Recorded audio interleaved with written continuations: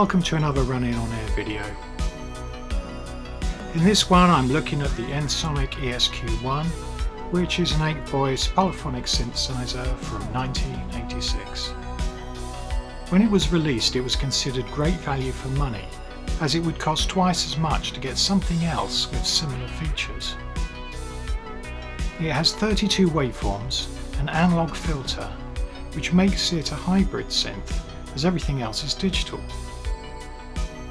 The oscillators have sync and amplitude modulation.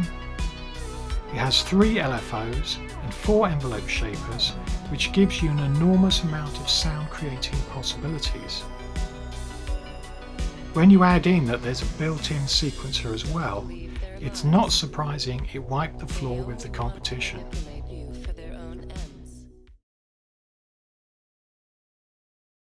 First of all, let's have a look at the ins and outs and the various connections. So you've got power over here, and then you have a sustained foot switch, which I think is what I've got it connected to at the moment. Sequencer foot switch, tape in and out, which is for saving patches, but fortunately you can do that via MIDI. MIDI in and out, pedal, CV, and then you've got the outputs which left, which is mono, and right. Now the stereo implementation of this, it doesn't do a great deal because it's not like there's built-in stereo reverb or anything like that. It's literally just to do with panning. There really isn't anything else. Now general layout, so nothing too unusual here. So we've got a pitch bend, modulation wheel. We then have all our patch control here. Well, you've got a volume control and a slot for program cartridges. You've got these 3 buttons here, so you can have cartridge A, cartridge B, but there is only one slot. So I think that's just to get to a second bank on the cartridge effectively. Then you've got the internal patches, which is what it's on at the moment. And then in those you get 4 banks of 10 patches, so there's 40 patches altogether internally. That can't be increased. You've got a compare button for when you want to compare the changes you've made to the patch where you started or to one of the other patches, and then you've got data entry, which can be done on the slider. But also for fine tuning, then you've got these buttons for data entry. You can, so these only selects the banks, but the individual sounds are selected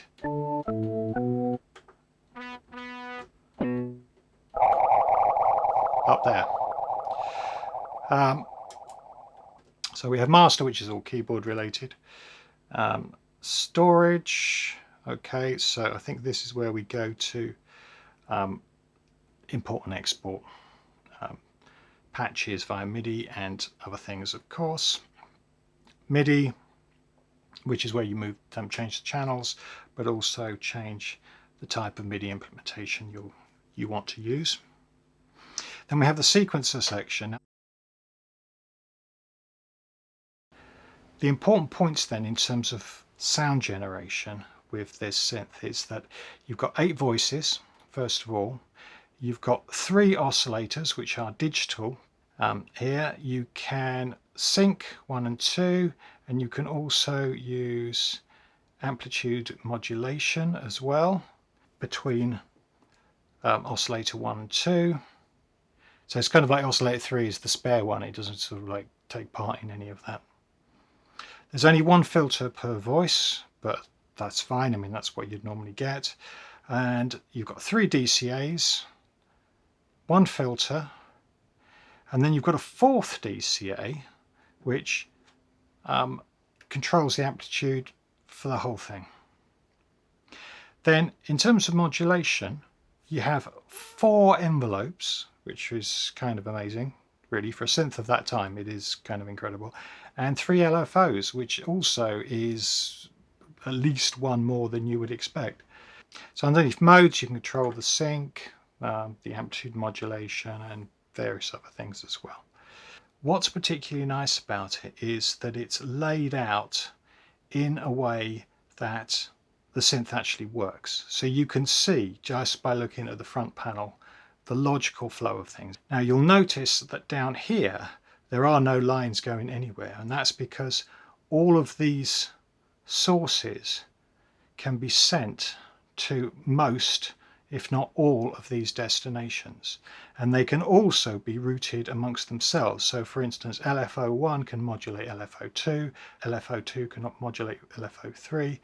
There's a lot of flexibility here. You can use an envelope from here to modulate the LFOs, I think so anyway. I'm pretty certain you can do that. There's a great deal of flexibility, so it's almost modular, but these paths are set. I'm just going to quickly look through the parameters then. First of all, let's have a look at the oscillator. You've got the usual sort of tuning facilities here: octave, semitone, and then your fine tuning. You've got the waveform, and then you have the modulation sources. So you have up to 2 modulation sources. So you could have an envelope and an LFO, or you could have 2 LFOs, whatever you want really. Then on the DCA, you can turn it off, which would effectively mean turning the oscillator off. And then you've got a level, and you can then modulate, again, 2 sources of various types, including things like the wheels. So if we go here, for instance, go there, envelopes, velocity, yeah, of course, keyboard, yeah, and you can turn it off. Filter, cutoff frequency, resonance, and then the amount of keyboards is, so basically the tracking, and again modulation sources times 2, and the final DCA, again, you've got a modulation source which is for the DCA itself, but then you have a modulation source which is for the pan, and you have a set pan. I think 7 or 8 is in the middle, and then you can pan using an envelope or LFO. LFO's quite effective really. Then just have a quick look at the LFOs. Number of settings there, waveform. Yeah, so the LFOs themselves have a certain amount of shaping as well, because you have an initial level, and then you have an end level, and then you have a delay, and then you've got a modulator as well. So you can then modulate from another LFO or something else. Envelopes are quite complicated compared to a standard ADSR, but quite typical of a digital synth period. There's a little diagram here, shows you how it works. You have a time, a level, a time, a level, a time, a level, and the sustain. So it'll stop at level 3, whatever that is, and that'll be your sustain. There's a couple of very interesting things here actually. So then you've got the T4 time, you've got the T1 velocity, which is how the attack is affected by the velocity on the keyboard. So if you press down slowly, you could get a slow attack. If you press down quickly, you get a much more percussive attack. That's a really nice feature. That is a very nice feature, and you don't see that very often in synths of that time. And then I think that's just a standard velocity, and that's the amount of keyboard, I guess. Yeah, okay, so that's the envelope parameters. So that's quite a lot of waffle. So I don't want to waffle too much in this one, because I can save the waffling for another video if anyone's that interested in it. Right, so I thought it'd be interesting to just quickly go through some of the sounds I've got here. There's only 40 on here, so it shouldn't take forever, and it should give you an idea of the capability of the synth. Some of these are still factory sounds, and quite a few of them are ones that I've done myself. It's important to say there's no effects on this at all. This is just purely the keyboard itself, and that's it. So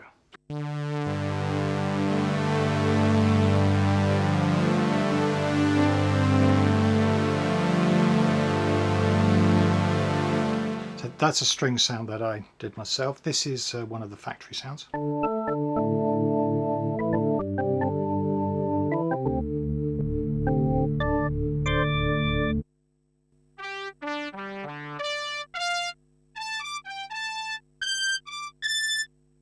definitely factory.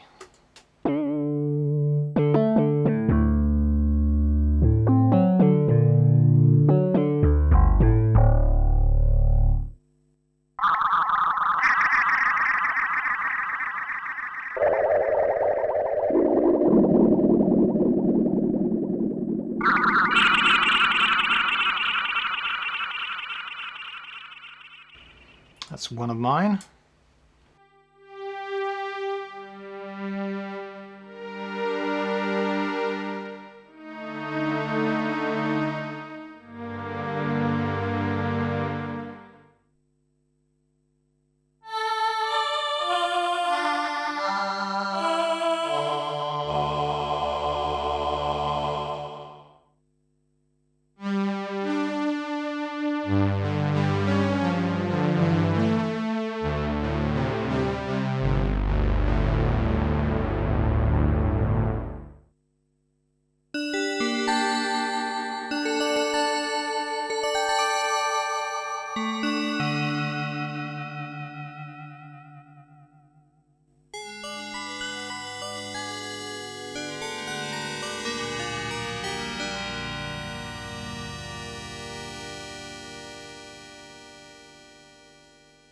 Okay, second bank.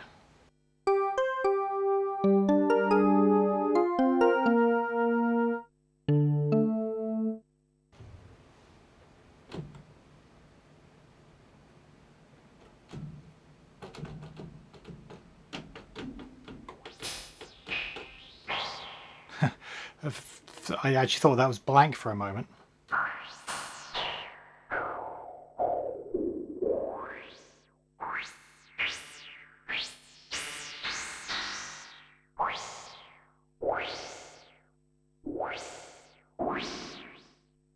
Okay, yeah, that's one of mine anyway.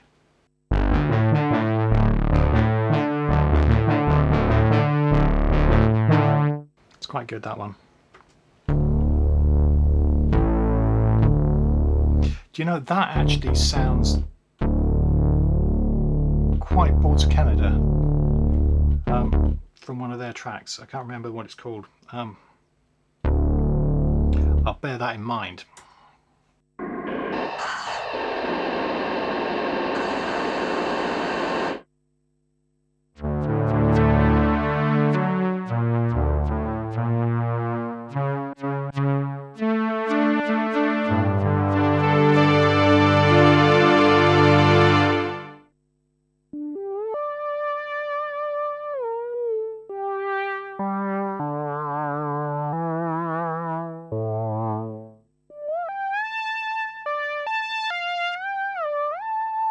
That's in mono mode.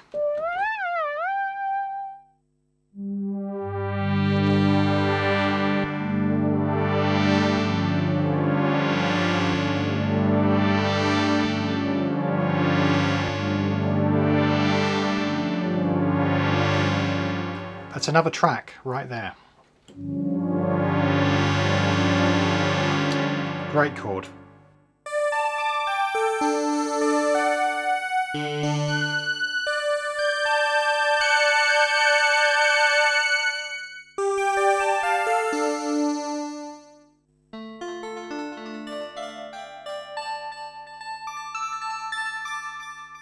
So you might not have any effects, but because of the flexibility of the envelope, you can get echo at least. Just a bit like with the CZ, you can just get the thing to just echo onwards. Right, so bank 3.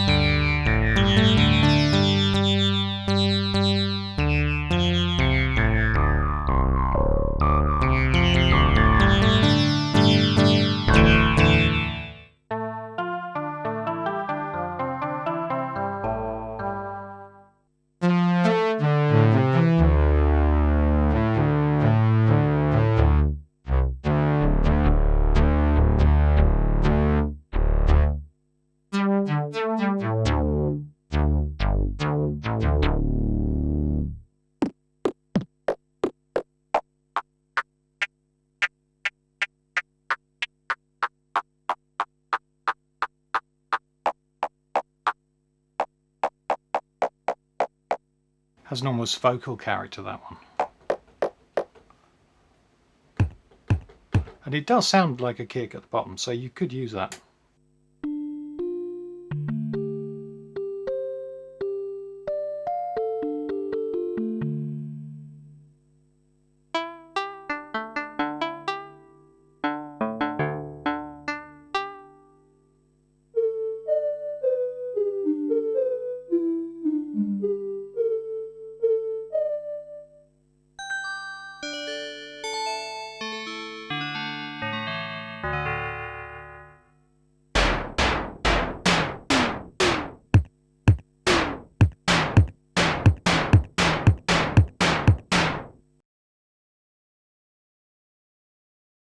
So just going through the sounds, you can hear that it's possible to create really quite diverse sounds.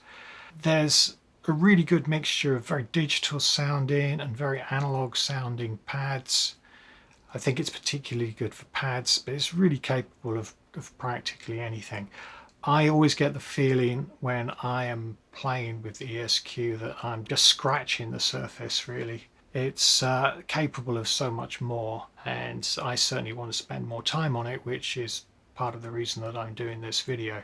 If you'd like me to go into more details on some of this stuff, then please leave a comment. Let me know if you've got any ideas of things that I should look at in particular. That would also be very helpful. But I think you know, maybe a short series of 3 or 4 episodes looking at various aspects of the synth could be really worth doing. So as always, thanks for watching, and if you could do all the general YouTube stuff, the like, the subscribe, all of that, it all helps. I'd like to actually grow the channel, and so that would all be very, very useful. Thanks very much. So also the theme tune is up as a full track. If you'd like to hear that, then please check it out. That's it for now. Hopefully catch you on the next one. Bye.